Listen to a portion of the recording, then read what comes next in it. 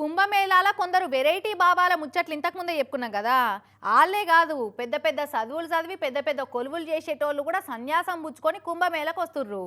Social మీడియాలో లక్షల ఫాలోవర్లున్న ఇన్ఫ్లుయెన్సర్లు కూడా కుంభమేళకు వచ్చి సన్యాసం పుచ్చుకుంటున్నారు. అందరినీ అన్నిటినీ ఇడిచిపెట్టినోళ్ళు సన్యాసి అయితే అందరు ఇడిచిపెట్టినోడు సన్యాసి అవుతాడని కారెడ్డాలు ఆడుతుంటారు. అయితే నిన్నీయాల నిండా 30 ఏళ్ళు లేనోళ్ళు కూడా ఐఐటి అసోంటి పెద్ద పెద్ద చదువులు చదివి లక్షల రూపాయల జీతం పెద్ద పెద్ద బంగ్లాలు ఇడిచిపెట్టి సన్యాసం పుచ్చుకొని సాధువులుగా మారుతున్న తీరు చూస్తుంటే ఇచ్చంతరం అనిపించబట్టింది చాలా మందికి. ఈడ కనిపిస్తున్నాడు కదా, ఈయన పేరు అభయ్ సింగ్, పుట్టినూరు హర్యానానట. ఐఐటి బాంబేలో ఏరోస్పేస్ ఇంజనీరింగ్ చదివిండట. పెద్ద కంపెనీలల్లా లక్షల రూపాయల జీతానికి కొలువు చేసిండట. కానీ అదేం తృప్తి అనిపించలేదట. కొలువు ఇడిచిపెట్టి కొన్నొద్దులు ఫోటోగ్రాఫర్గా కూడా పనిచేసిండట. అటెంక అది కూడా ఇడిచిపెట్టి భక్తి దిక్కు అడుగులేసిండు. సన్యాసం పుచ్చుకొని సాధువుగా మారిండట. How do you get rid of these unwanted thoughts in your mind?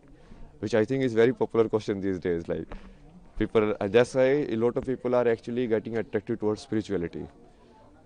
Not towards like getting moksha, but towards like, okay, how do I actually calm my mind and reduce my anxiety and all of that, which is fine also, but then you have to connect it to the root also. ఇంటర్నెట్లో ఈ అభయ్ సింగ్ కథని అవాక్కయ్యేటోళ్ళు కొందరైతే అసలైన మోక్షం ఆధ్యాత్మికంలోనే ఉన్నదని తెలుసుకున్నాడని ఇంకొందరు కామెంట్లు చేస్తున్నారు. ఈయన కథ ఇట్లున్నదా, ఇక ఈమె కథ చూడురి. ఇగో ఈమెను చూడురి, హీరోయిన్లను మించినంత అందంగా ఉన్నది. పేరు హర్ష రీచారియా అట. ఊరు ఉత్తరాఖండ్. సోషల్ మీడియాలో ఆమెకు లక్షల మంది ఫాలోవర్లు ఉన్నారు. ఇన్స్టాగ్రామ్లో ఫేమస్ సెలబ్రిటీ. ఇన్స్టాలో మొన్నటి దాకా అన్ని గ్లామర్ పోస్టులు పెట్టేది. అసొంటి ఆమె సాధ్విగా మారి కుంభమేళాలో కనిపించే వరకు అందరు పరిశాన్ అయిపోతారు. సోషల్ మీడియాలో ఎంతో గ్లామర్గా కనిపించే మీరిట్లా సాధ్విగా మారిపోవడం ఏందమ్మా అని ఆమె ఫ్యాన్స్ అయితే బిత్తర పోతున్నారట పాపం. అయితే స్వామి కైలాసానంద్ మహారాజు సమక్షంలో శిష్యురాలిగా చేరిందట.